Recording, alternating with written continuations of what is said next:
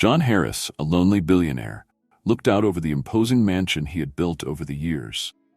The luxury and grandeur of the place couldn't fill the emptiness he felt since his daughter, Emily's accident. She, now just 8 years old, was confined to a wheelchair, and the pain of seeing her like this was unbearable. The sparkle in her eyes had faded, replaced by a deep sadness and a resistance to the world around her. "Emily, honey, I brought someone to help you with your studies," John said, trying to sound upbeat. Emily didn't look up, focusing on the book in her lap, as if trying to hide from the world. Outside, Margaret Thompson, a retired teacher, took a deep breath before entering the mansion. She had left behind her small house in a quiet town to accept John's invitation. Margaret was a woman in her 60s, with gray hair and a serene countenance, but her eyes carried the wisdom and scars of a lifetime. "Mrs. Thompson, thank you for coming," said John, extending his hand. "I hope you can help my daughter. She needs someone with your experience and patience." Margaret smiled gently, but felt the weight of the responsibility she was about to assume. "I'll do my best, Mr. Harris. Let's see what we can do for Emily." Upon entering Emily's room, Margaret felt a wave of sadness when she saw the girl so small and fragile, tied to that wheelchair. He approached slowly, kneeling beside Emily. "Hi, Emily, I'm Margaret. I'm here to help you with your studies, and who knows, we can have some fun too," said Margaret with a warm smile. Emily looked up for a brief moment, assessing the new presence in her life. There was a mixture of curiosity and suspicion in his eyes. "I don't need help," she murmured, looking back at the book. Margaret was undeterred. "I understand, but how about we start slowly? We can read together or do something you like." John watched from afar, his heart sinking. He knew the road would be long and arduous, but he hoped Margaret could bring some light back into Emily's life. He silently withdrew, leaving the two alone to get to know each other. That night, as Margaret settled into her new room, she reflected on the challenge ahead.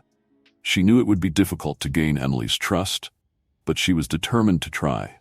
"I felt an inexplicable connection with the girl and an immense desire to help her find joy again."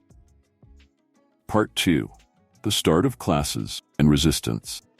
The next morning, Margaret woke up early, determined to make a difference. He prepared a simple but nutritious breakfast and took a tray to Emily's room. When he opened the door, he found the girl still in bed, looking at the ceiling with a blank expression. "Good morning, Emily. I brought us breakfast," Margaret said, trying to sound cheerful. Emily didn't respond, but her eyes followed the tray for a moment. Margaret placed the tray on the table next to the bed and sat in the nearby chair. "I know this is all new and maybe a little scary, but I'm here for you, and I hope we can become friends," Margaret continued, taking a slice of toast and buttering it. Emily turned her face away, stubbornly. "I don't need friends, and I don't need help." Margaret felt a pang of pain, kept her smile. "All right, honey, let's take it slow. How about we start with something you like? Is there a book you want to read?" Emily hesitated for a moment, but then pointed to a shelf full of books. "That one?" she said, almost in a whisper. Margaret got up and picked up the indicated book. It was a children's novel, one of those that talk about adventures and magical worlds. "Great choice. Can we read it together?" Emily shrugged but didn't protest. Margaret began to read, and little by little, Emily's resistance began to diminish. Small smiles began to appear on the girl's face, and Margaret felt a surge of hope. The calm didn't last long. During one of the reading sessions, Emily suddenly slammed the book shut. "Why are you here? Why did my father hire you?" Margaret was a little surprised by the intensity of the question. "Your father wants you to have the best education possible, and he believes I can help you learn and find some happiness." Emily looked at Margaret with teary eyes. "He thinks you can fix me, but no one can." Margaret felt her heart sink. "Emily, I'm not here to fix you. I'm here to support you and help you in any way I can, and I believe you are much stronger than you know." The girl turned her face again, but this time Margaret saw a flash of vulnerability. She knew there was a lot of work ahead. She also knew that these small moments of connection were vital. Meanwhile, John watched from a distance, battling his own demons.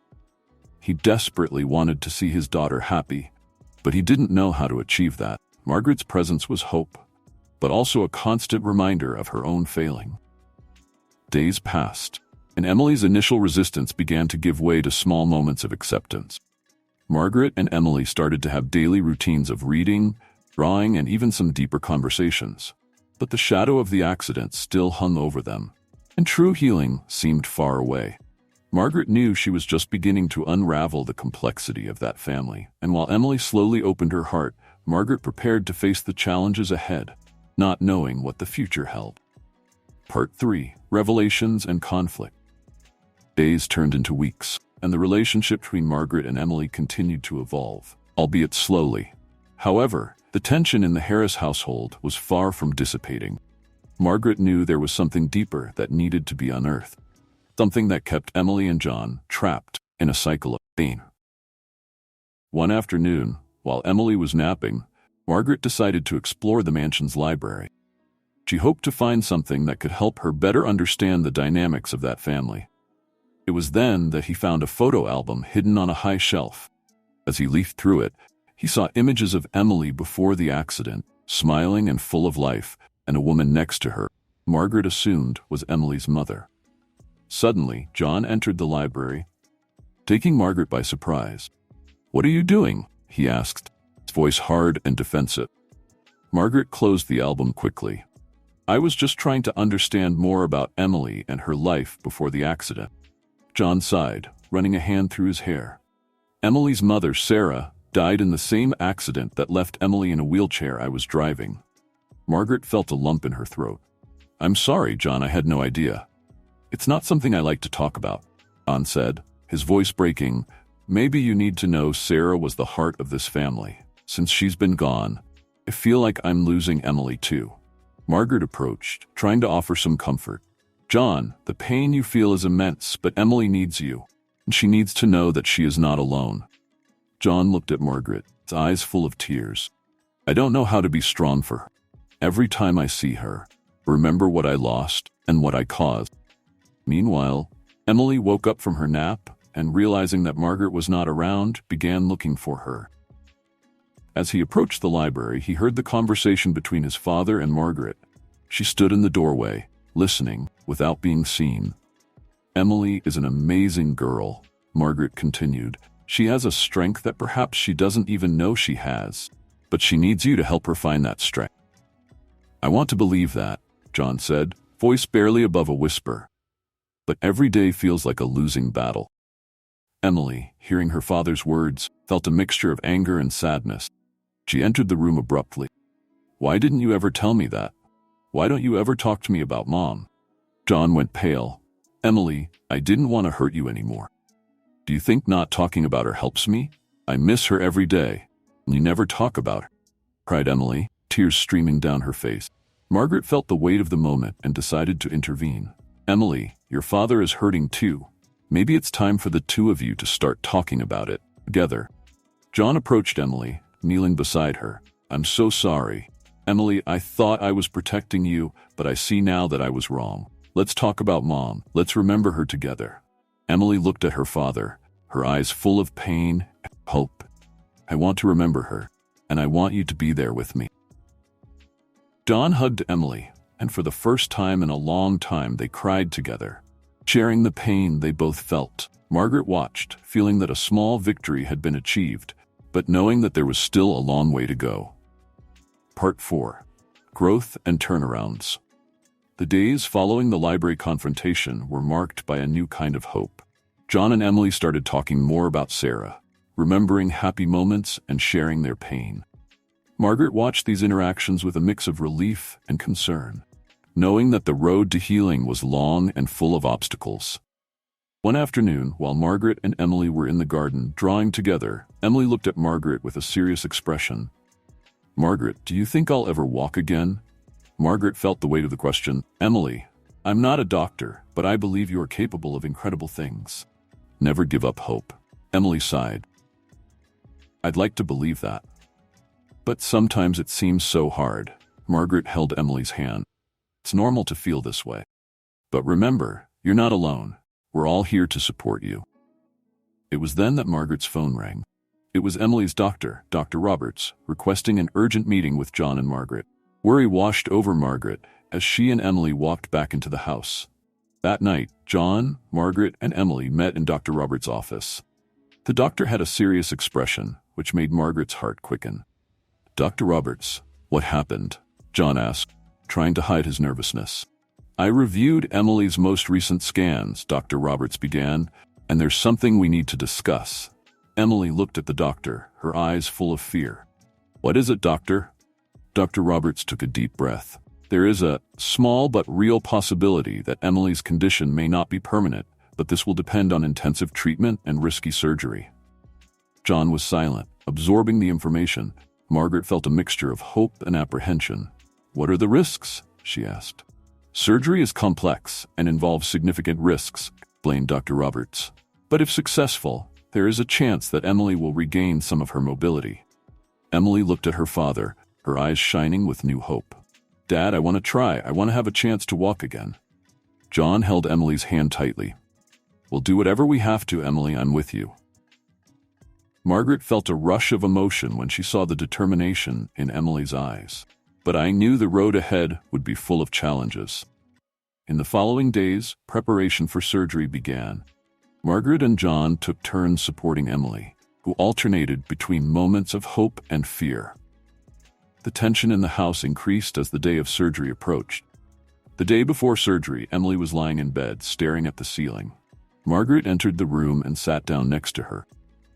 "Margaret, do you think I'm doing the right thing?" Emily asked, her voice full of uncertainty.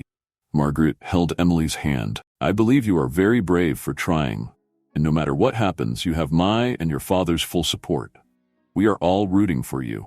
Emily smiled, a shy smile, full of hope. "Thank you, Margaret. I don't know what I would do without you." Margaret felt a surge of love and protection for Emily. "You're an amazing girl, Emily, and I believe in you." As night fell, the house was filled with a mixture of anxiety and hope. Everyone knew that the next day could change everything, but no one knew for sure what the future held. The suspense was palpable, and every second seemed to carry the weight of an uncertain fate. Part 5: Climax and Breaking Point. The day of surgery arrived, bringing with it an almost unbearable tension. John, Margaret, and Emily arrived at the hospital early. All trying to hide their nervousness, Emily was lying on the gurney, ready to be taken to the operating room. John held her hand while Margaret stood at her side, offering silent comfort. "Dad, I'm scared," Emily confessed, her voice shaking. John squeezed her hand tighter. "I know, honey, but you're the bravest person I know. We're all here for you."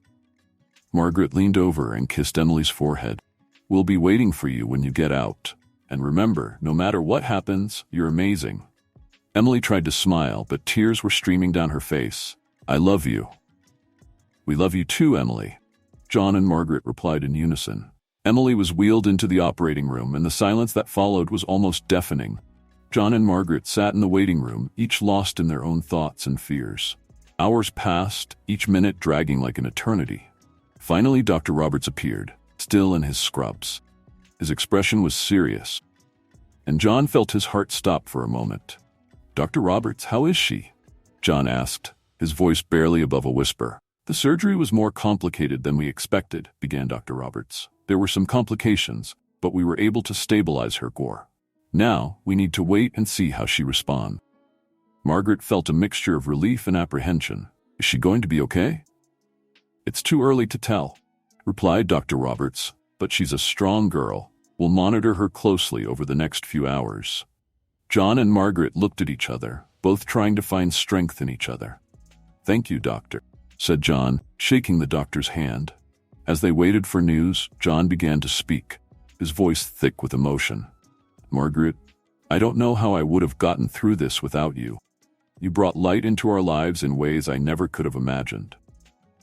Margaret felt the tears welling up. "John, I care about Emily so much, and you too, we're in this together."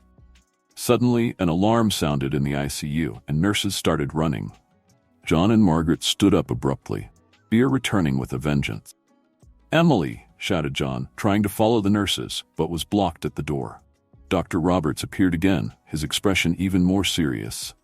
"There has been a complication. We need to act quickly." John felt the ground disappear beneath his feet. "Please do everything you can." Margaret held John's arm, trying to offer some comfort. "She'll make it, John. she's strong. The next few hours were a blur of anxiety and fear. Finally, Dr. Roberts returned, his face tired but with a slight smile. We were able to stabilize her again. She will need time to recover, but things are more stable now. John and Margaret felt a wave of relief, but they knew the battle was far from over. They were allowed to see Emily, who was unconscious but breathing on her own.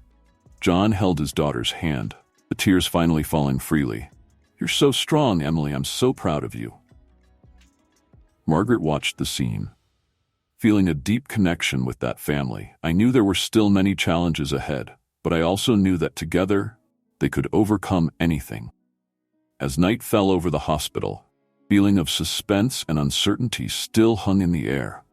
But there was also a new hope, a belief that despite all the odds, they could find a path to healing. And so, with heavy hearts but full of hope, they awaited the next step in the journey, knowing that the true test of strength and resilience was yet to come. Part 6. Resolution and Conclusion. The days following the surgery were a test of patience and faith for everyone. Emily remained in the ICU, while John and Margaret took turns at her side, waiting for any sign of improvement. The tension was palpable, but there was also an undercurrent of hope, kept everyone grounded. One morning, while Margaret was reading a book at Emily's bedside, the girl began to move her fingers. Margaret put the book down immediately, her heart racing. John, come quick." John ran into the bedroom, his face pale with worry. When she saw Emily's fingers moving, her eyes filled with tears. "Emily, honey, can you hear us?" Emily opened her eyes slowly, blinking against the light. "Father? Margaret." Margaret held Emily's hand, relief flooding her being. "We're here, Emily. You're safe." John knelt beside the bed, holding Emily's other hand. "You are so strong, my dear. We are so proud of you." Emily tried to smile, her voice weak. Did I do it?" Margaret nodded, tears streaming down her face. "Yes, sweetheart, you did it. And now we're going to help you get even stronger." Following days were marked by a slow but steady recovery. Emily began physical therapy, each little progress being celebrated as a huge victory. John and Margaret were always by her side, offering support and encouragement. One afternoon, while Emily was exercising with the physical therapist, she looked at Margaret and John. "I want to try walking." The physiotherapist looked at John and Margaret, who nodded in support. "Let's try, Emily." "Remember, slowly and carefully." Emily stood up from her chair, shaking with effort. John and Margaret were at her side, ready to support her. With tentative steps, Emily took her first steps in months. Every move was a battle. The determination in his eyes was unwavering. "You're doing this, Emily. Keep going," encouraged Margaret, her voice full of emotion. John was at his side, tears flowing freely. "I'm so proud of you, honey. You're amazing." Emily took a few more steps before sitting back down, exhausted but radiant. "I did it, Dad. I really did it." Margaret knelt beside her, holding her hands. "You are a true warrior, Emily. This is just the beginning." In the months that followed, Emily continued to make impressive progress. The Harris home, once filled with pain and sadness, began to be filled with laughter and hope. John and Margaret grew even closer, forming a bond that was almost familial. One night, as they were eating dinner together at the kitchen table, Emily looked at her father and Margaret. "I want to thank you for never giving up on me, for believing in me when I couldn't." John held Emily's hand, his heart full of pride. "You gave us a reason to believe, Emily. You are the light of our lives." Margaret smiled, feeling deep gratitude. "And you taught us the true meaning of courage and resilience. We are all so proud of you." As night fell, a sense of completion and hope filled the house. The challenges still existed, but now there was a collective strength that united them and made them stronger. And so, with renewed hearts and a bright future ahead, Emily, John, and Margaret prepared to face whatever came, knowing that together they could overcome anything. The journey had been long and arduous, but love and determination had prevailed, bringing new light to everyone's lives.